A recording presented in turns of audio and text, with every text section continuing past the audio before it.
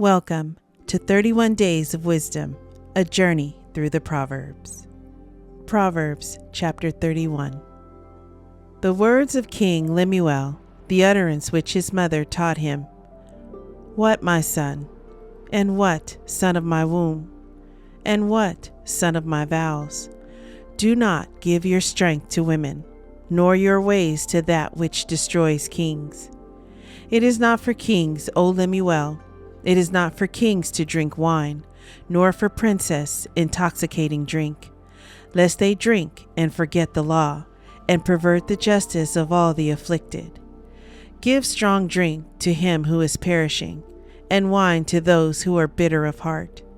Let him drink and forget his poverty, and remember his misery no more. Open your mouth for the speechless, in the cause of all who are appointed to die. Open your mouth, judge righteously, and plead the cause of the poor and needy. Who can find a virtuous wife? For her worth is far above rubies. The heart of her husband safely trusts her, so he will have no lack of gain. She does him good and not evil all the days of her life. She seeks wool and flax, and willingly works with her hands. She is like the merchant ships. She brings her food from afar. She also rises while it is yet night, and provides food for her household, and a portion for her maidservants. She considers a field and buys it.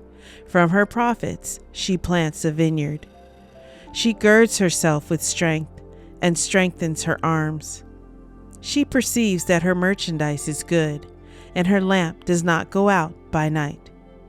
She stretches out her hands to the distaff, and her hand holds the spindle.